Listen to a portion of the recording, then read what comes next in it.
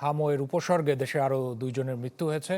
গেল 24 ঘন্টায় নতুন রোগী শনাক্ত 1069 জন। হামের প্রকোপে শিশু মৃত্যু বাড়তে থাকায় জনস্বাস্থ্যে জরুরি অবস্থা ঘোষণার দাবি জানিয়েছেন চিকিৎসক ও বিশেষজ্ঞরা।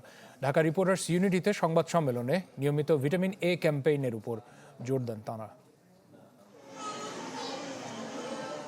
10 মাস বয়সী যমজ 2 ভাই আহম্মদ ও মুহাম্মদ, দুজনই হামি আক্রান্ত। নোয়াখালী সদর হাসপাতালে 2 দিন ভর্তি থেকেও অবস্থার উন্নতি না হওয়ায় তাদের আনা হয় ঢাকায়। সংক্রমণের গ্রাফ যত উপরে উঠছে, হাসপাতালের ভেতরের চিত্র ততটাই করুণ। রাজধানীর বাইরের হাসপাতালে পর্যাপ্ত চিকিৎসা পাওয়া যাচ্ছে না, এমন অভিযোগ অভিভাবকদের। যমজ 2 বাচ্চা তো, প্রথমে একজনের জ্বর আসছে, তারপর গামাসির মতো বিচি উঠছে মতন আমরা হসপিটালে নিয়ে যে একজন ভালো আছে। তারপরের দিন আবার আরেক বাচ্চা উঠে পরে হসপিটাল ডাক্তার দেখাইলে ডাক্তারে বলে যে এগুলো অ্যালার্জি।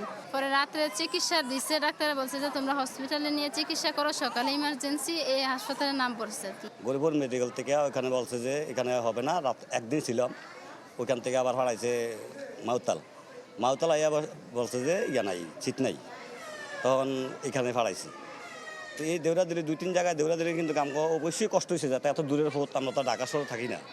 চিকিৎসক জানান, শিশু ও মায়েদের অপুষ্টিতে কাবু হচ্ছে হাম আক্রান্তরা। ডিএনসিসি হাসপাতালের পরিচালক জানান, ঢাকার বাইরে থেকে রোগী আসায় চাপ বাড়ছে।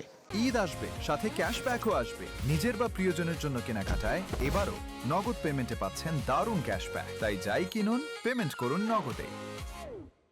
হামের ক্ষেত্রে ওইসব বাচ্চাগুলা বেসিক্যালি কমপ্লিকেটেড হয়ে যায় যেসব বাচ্চাদের নিউট্রিশন স্ট্যাটাসটা পুয়ার, এবং যেসব বাচ্চারা খুব ঘন ঘন অসুখ বিসুখে ভুগে থাকে, ওইসব বাচ্চাদের বডিতে ইমিউনিটি কম থাকাতে এই বাচ্চাগুলা হাম হলে অনেক সময় কমপ্লিকেটেড হয়ে যায়। এদিকে হামের প্রকোপে শিশু মৃত্যু বাড়তে থাকায় জনস্বাস্থ্যে জরুরি অবস্থা ঘোষণার দাবি জানিয়েছে চিকিৎসক ও বিশেষজ্ঞরা। পরিস্থিতি মোকাবেলায় 6 মাস থেকে 5 বছর বয়সী শিশুদের নিয়মিত ভিটামিন এ ক্যাম্পেইনের আওতায় আনতে জোর দেন তারা। কেন্দ্রীয়ভাবে অ্যাম্বুলেন্স সার্ভিস সহ এবং আইসিইউ ম্যানেজমেন্ট সার্ভিস এটা করা দরকার, এবং জনস্বাস্থ্যগত জরুরি অবস্থা ঘোষণা করে বৈশ্বিক অংশীদারদের সঙ্গে নিয়ে হাম বিরোধী, হাম প্রতিরোধী, হামের চিকিৎসা একটি জোরদার পদক্ষেপ গ্রহণ করুক। এদিকে হামের টিকা কেনায় অন্তর্বর্তীকালীন সরকারের উদাসীনতারও সমালোচনা করেন বিশেষজ্ঞরা। অন্তর্বর্তী সরকারের কতগুলো ভুল সিদ্ধান্ত। ইমতিয়াজ মাহমুদ, চ্যানেল 24, ঢাকা।